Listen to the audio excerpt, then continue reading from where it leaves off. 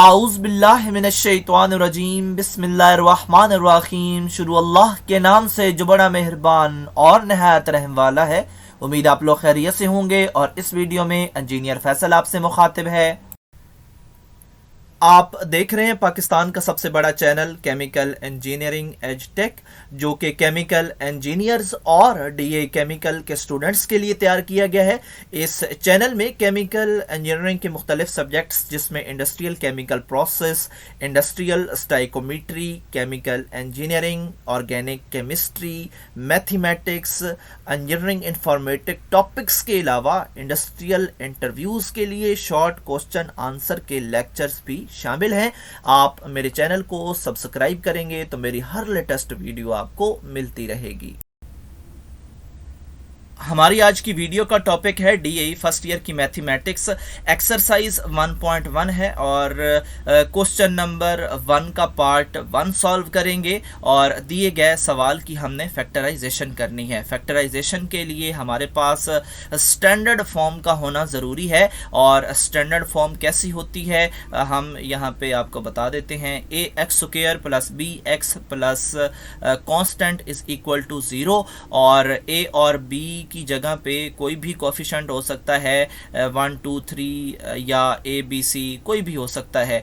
तो यहाँ पे अगर हम देखें तो हमारा जो सवाल है इस स्टैंडर्ड फॉर्म के मुताबिक है। और अगर ऐसा है तो फिर हम अपनी इक्वेशन पे फैक्टराइजेशन का प्रोसेस स्टार्ट करेंगे। अब हमने इस इक्वेशन की फैक्टराइजेशन करनी है। और जब भी फैक्टराइजेशन करनी हो तो उसके लिए हमें एक प्रोसीजर को फॉलो करना पड़ता है।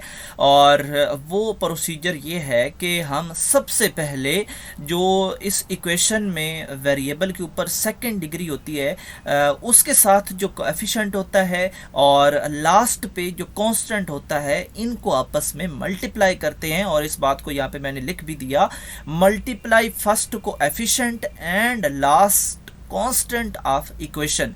हम ये दोनों काम करेंगे। जब करेंगे तो यहाँ पे 3 उठाएंगे, वहाँ से 4 उठाएंगे और मिल के ये हमें देंगे 12।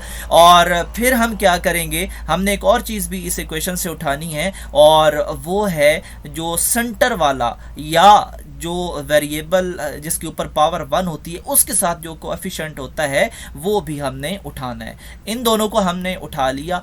अब हमने जो पहले हमने मल्टीप्लिकेशन से रिजल्ट निकाला था, इसके अब हम पेयर बनाएंगे। और इसके जो पेयर बनेंगे वो 3 और 4 बनेंगे। और इस तरह के ये पेयर्स होने चाहिए कि जब इन दोनों को आपस में मल्टीप्लाई करें तो हमारे पास यही रिजल्ट आना चाहिए। और जब भी इनको ऐड करें तो हमारे पास वही जो सिंगल हमारे पास वेरिएबल है उसके साथ जो कोएफिशिएंट है उसका रिजल्ट आना चाहिए।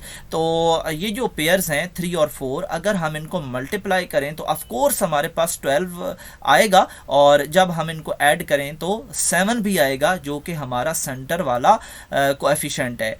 तो अगर ये दोनों काम हो जाते हैं तो फिर हम इन दोनों पेयर्स को उठाते हैं, इन दोनों के साथ x और दूसरे के साथ भी x लिखते हैं और इन दोनों को इस 7x की जगह पे डाल देते हैं। और जब ये दोनों यहाँ पे सेट होंगे उसके बाद हम इनके फिर पेयर्स बनाएंगे। और इस तरह इनकी सेटिंग करनी है कि जब हम कॉमन लें फर्स्ट पोर्शन से तो उसका कॉमन और सेकंड पोर्शन का कॉमन जो है वो सेम आना चाहिए।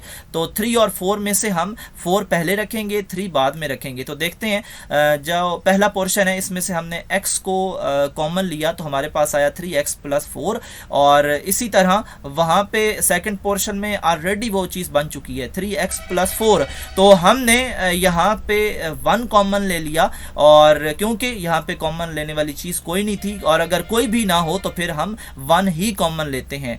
तो ये जो दोनों सेम होते हैं ये हमेशा सेम ही आने चाहिए, वरना हमारा सवाल गलत होगा। और इन सेम में से एक चीज़ को लिखते हैं और बाकी दोनों को उठा के हम एक पेयर में कन्वर्ट करते हैं। और इसके बाद फाइनल स्टेप स्टार्ट हो जाता है। फाइनल स्टेप ये है कि इन दोनों ब्रैकेट्स को बारी बारी उठा के 0 के इक्वल रखा जाए और वहाँ से x की वैल्यू निकाली जाए। और यहाँ से x की वैल्यू कैसे निकालेंगे, ये जो 4 है पहले इसको शिफ्ट करेंगे, उधर शिफ्ट होगा तो नेगेटिव आएगा, फिर जो 3 है दोनों तरफ डिवाइड होगा तो x की हमें वैल्यू मिल जाएगी। इसी तरह यहाँ भी 1 जो है वो राइट साइड पे जाएगा और यहाँ पे इसकी साइन भी चेंज होगी और इस तरह इसकी x की वैल्यू भी आ जाएगी। और ये जो दोनों वैल्यूज़ हैं ये ही हमारे फैक्टर्स हैं। DAE first year mathematics exercise 1.1 है, क्वेश्चन नंबर 1 का पार्ट 2 है और हमारे पास जो सवाल अवेलेबल है हमने इसकी फैक्टराइजेशन करनी है। और आप देख रहे हैं कि इसमें हमें कोई ज़्यादा मेहनत नहीं करनी पड़ेगी क्योंकि जो हमारे पास सिंगल वेरिएबल है इसके हमारे पास 2 जो हैं पीसेस ऑलरेडी अवेलेबल हैं। तो हम क्या करेंगे कि हमने लेफ़्ट साइड पे इनको लेके आना है जो चीज़ें राइट साइड पे हैं, क्योंकि राइट साइड पे हमने हर सूरत 0 को क्रिएट करना है। तो जब यहाँ पे 0 आएगा तो ये जो हमारे पास राइट साइड वाले हैं ये शिफ्ट होंगे लेफ़्ट साइड की तरफ और यहाँ पे आते आते जो इनका साइन है वो चेंज हो जाएगा। जब साइन चेंज होगा तो हम पहले पोर्शन में से x को कॉमन लेंगे और दूसरे पोर्शन में से हम 2 को कॉमन लेंगे। और कॉमन लेने के बाद हम देखेंगे कि जो हमारे पास अंदर चीज़ें बच रही हैं क्या वो दोनों में सेम हैं। अगर तो सेम होंगी तो इसका मतलब है कि हमारा सवाल ठीक है। और अगर आपने ये भी देखना है कि अगर यहाँ पे सेंटर में नेगेटिव हो तो ये हर सूरत अंदर वाली जो साइन होगी उसको इफ़ेक्ट करेगा, तो इस वजह से यहाँ पे प्लस का नेगेटिव बन चुका है। तो अब हमने इन दोनों सेम जो हैं इनमें से एक को उठा लेना है और जो बाकी बच गए हैं जो हमने दोनों कॉमन लिए थे उनका भी हमने एक इनकी ब्रैकेट में लिख देना है।